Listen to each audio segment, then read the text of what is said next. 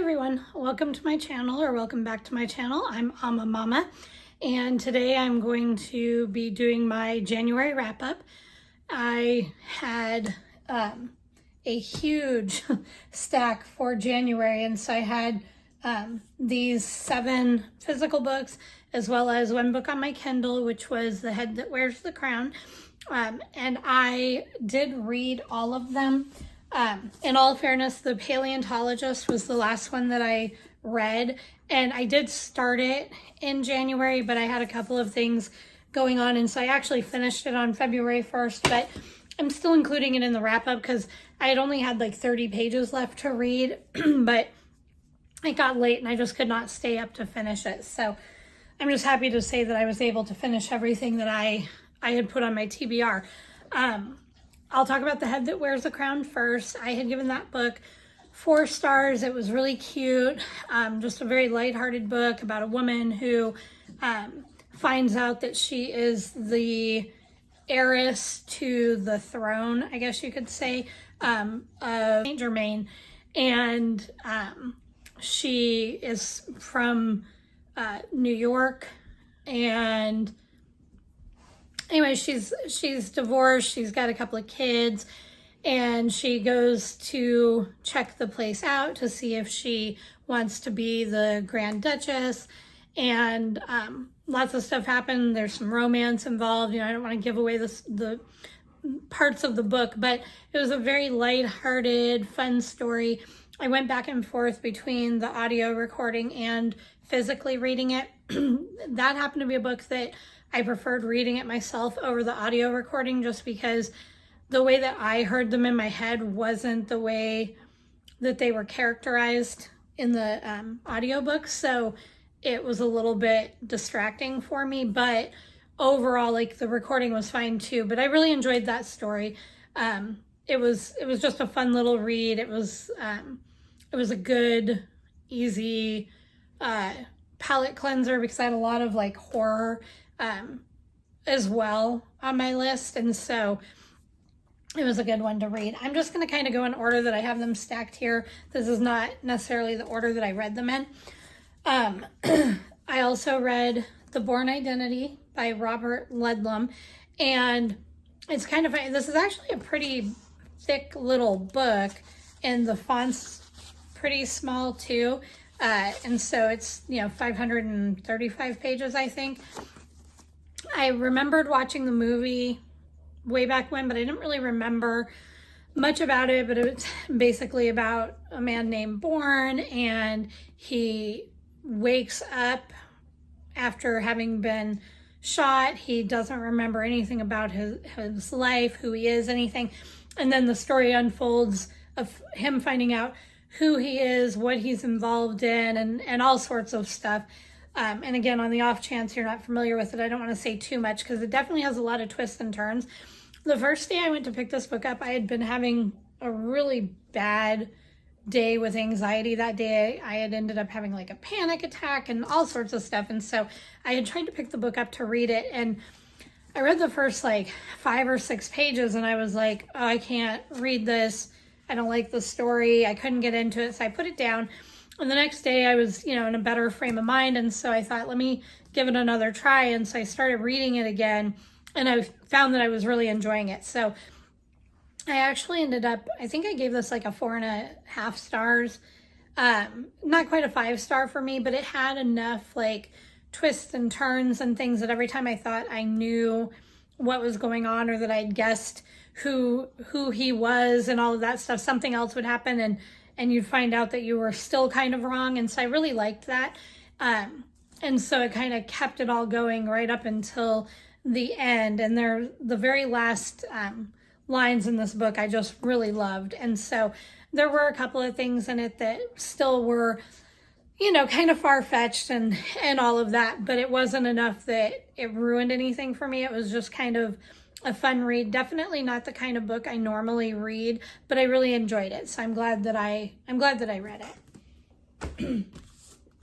I also read Hamnet by Maggie O'Farrell, and this was one that originally I had gotten for a book club that I was going to go to, which I ended up, stuff came up that day and we had somebody coming in from out of town and they got in early. And so I ended up not getting to go to the book club, but so I'm going to probably try to go this month instead. But that being said, I loved this book. This was definitely a 5-star read for me. Not an easy emotional read. Like, there was a lot of this book in certain parts where I found that I was just sobbing. But overall, the story and everything was really good. And basically, it's about Shakespeare before he's Shakespeare, well-known Shakespeare, I should say, and the story of him and his wife, and it's fiction, so I mean a lot of this is speculative. It's based loosely on some historical facts. Like, Shakespeare had children, one of them including a son named Hamnet who passed away, but they don't really know why he passed away in real life. Like, and so this book kind of speculates on that, but basically he gets married, they've got children, they two of the children get the plague. Hamnet ends up, him and his twin sister get the plague, and she survives. He ends up passing away. And so the story talks about like how Shakespeare and his wife met. I don't want to say a whole lot about some of that stuff because it kind of adds to the feeling of the story, but how they met and everything, and then through the illness of their child and kind of what happens, and a little bit of their lives afterwards, and how they handle the death of their son Hamnet. And I guess there's been some speculation about the fact that, you know, back then Hamnet and Hamlet were kind of synonymous, so those names could be used interchangeably. And so there's some speculation that Hamlet was named after their son Hamnet. Like I said, there was lots of this book that just made me, you know, cry and everything. And I think I've mentioned, I don't know if I've mentioned before, but I'm not really one to annotate. I'm not really one to annotate my books or anything like that. But I did annotate this one quite a bit and put some tabs in it. There's one whole chapter in here about how the plague by one flea ended up from one place all the way to where it affected their family. This might be a spoiler. If it is, maybe if you're worried about it, skip ahead a few seconds. But there's one part that I want to read just a few of the lines from, because when Hamnet's sister is laying there dying, he remembers how when he and his sister Judith were younger, they would sometimes trick people by dressing like each other a little bit, and they wouldn't be able to be told apart. And so Hamnet gets the idea that he thinks he wants to trick death. And so he says it occurs to Hamnet as he crouches there next to her that it might be possible to hoodwink death, to pull off the trick he and Judith have been playing on people since they were young, to exchange places and clothes, leading people to believe that each was the other. Their faces are the same. And then I'm skipping a bunch. Could he pull off the trick, their joke, just once more? He thinks he can. He thinks he will. And then, again, I'm skipping some stuff, but he lays himself down in the dip her body has made, and he pulls the sheet up over both of them, tucking it under their chins. They will look, he is sure, the same. No one will know which is which. It will be easy for death to make a mistake, to take him in her place. You will stay, is what he whispers, and I will go. He sends these words into her. I want you to take my life. It shall be yours. I give it to you. So they, you know, that just really, in that part of the book, was just really powerful. So there's a lot, like I said, there's a lot of stuff in here that I ended up underlining and making notes on and things like that, because like I said, I don't normally annotate, but this was just a really powerful book, so I'd highly recommend it. Again, you know, I'm not spoiling anything here, because it even talks about this on the back of the book and everything, but you know, it does involve the death of a child. And so if that's something that you don't want to read about, then not the book for you, but because of the way it was written, this writer, just the way she writes and everything, it was so powerful, so good. She just draws you in to the story. And with this particular book, each chapter would go back and forth. So like there'd be a chapter from the past about how her and Shakespeare had met, and then a chapter from the current time about what's going on with the children and the plague and all of that. So I'd highly recommend that book. It was really good. I also read A Man Called Blessed by Bill Bright and Ted Decker. I gave this a 3.5 stars. It was actually pretty good. It was better than I expected it to be in some ways. But then some of the writing, I don't know, some of the writing I didn't really care for, and some of it was just a little bit out of place. And then there's some stuff that happens at the end that just feels very, I don't know, almost like it was rushed and added as an afterthought to try to like cinch some kind of like a happy ending to it.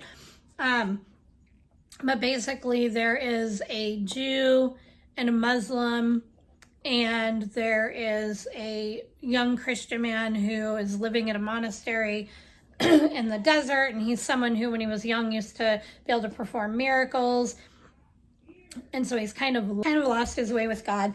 But the Muslim and the Jewish people are trying to find the Ark of the Covenant, and they think that the Christian man, or they find out that he's kind of the key to finding this, because one of the groups wants to start a war so that they can start rebuilding a temple. So there's a lot of stuff going on.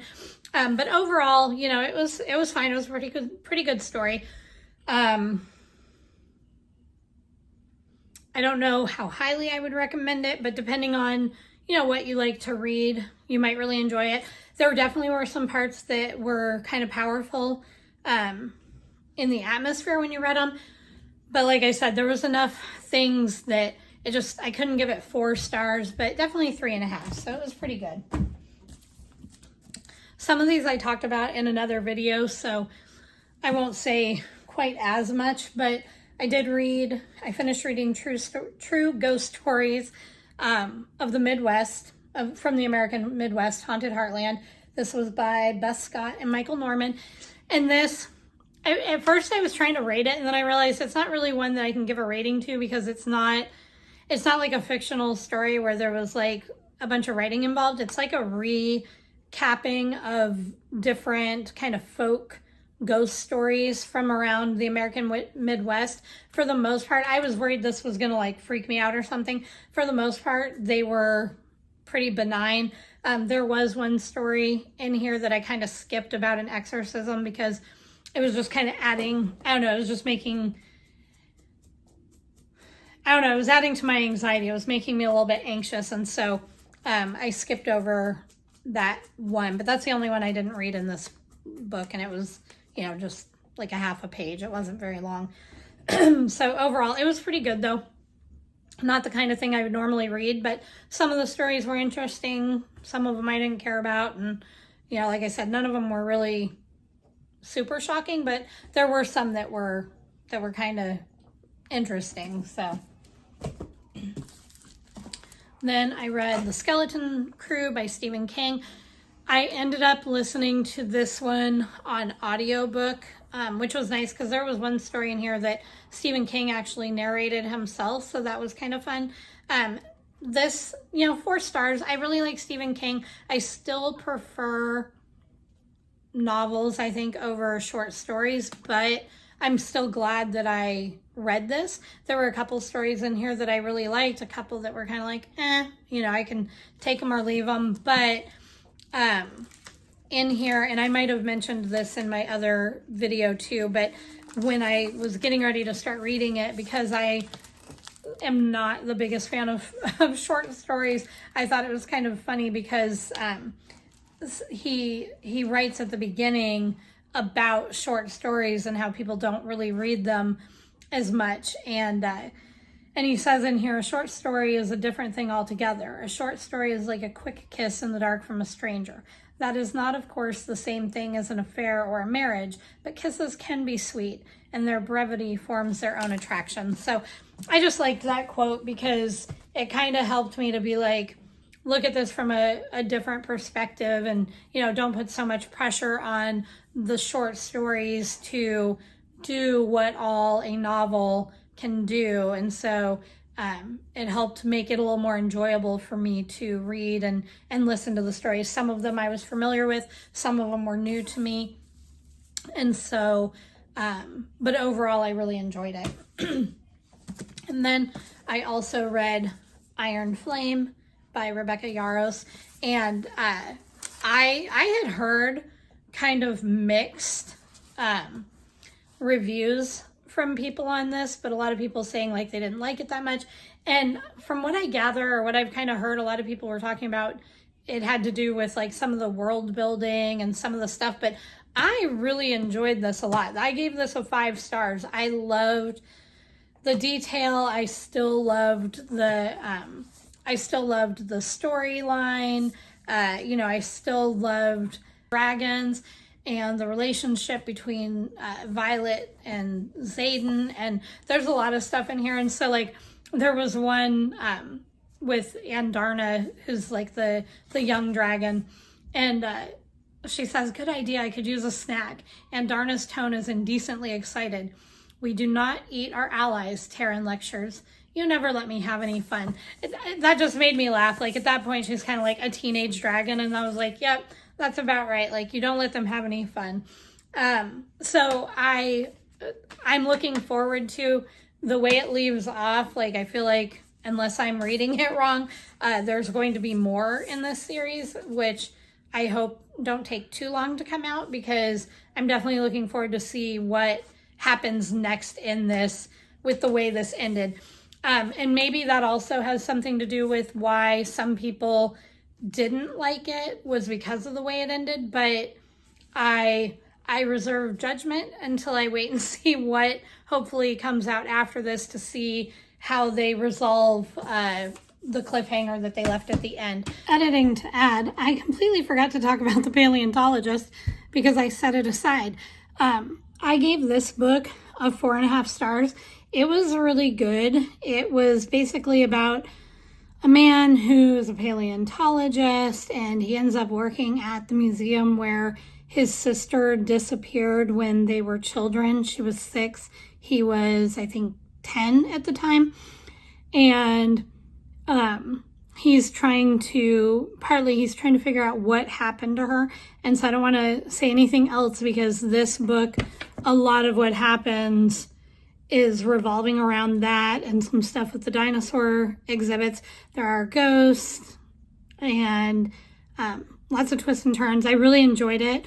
I don't know what might have put it over the top for me to say it was a 5 star, but it was a really good book. I had fun reading it. It was pretty quick. I would have probably finished it in 2 days, but I just didn't have time to read that much on one of the days.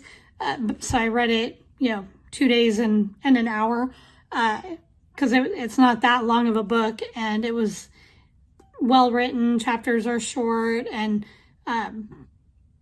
so I made it so there were good places to put it down when you needed to. But I really enjoyed this, so I gave this, like I said, 4.5 stars. So all in all, I'm happy with everything that I read this month. I don't feel like I had any books that I was mad that I read, even though there were definitely several when I first had picked them from my TBR jar that I was not really excited about, because I didn't think I was going to enjoy them that much. But overall, everything I read was pretty solid, and there was none that I hated reading or that I found myself dreading. And even the ones that, like I said, even the ones that I didn't think I was going to like at all, even though they still weren't necessarily my favorite, they weren't so bad that I felt like I just didn't want to read them. So we're going to see how everything goes for February. I had picked my TBR already, but then I also got some books that I'll show in a different video that I am super excited about. So I may add those into my TBR for February, which might be biting off way more than I can chew for 1 month. So we'll see. But I hope you all have a wonderful week. Thank you for watching, subscribing, all of that. And just have a blessed week, and I will see you next time. Bye.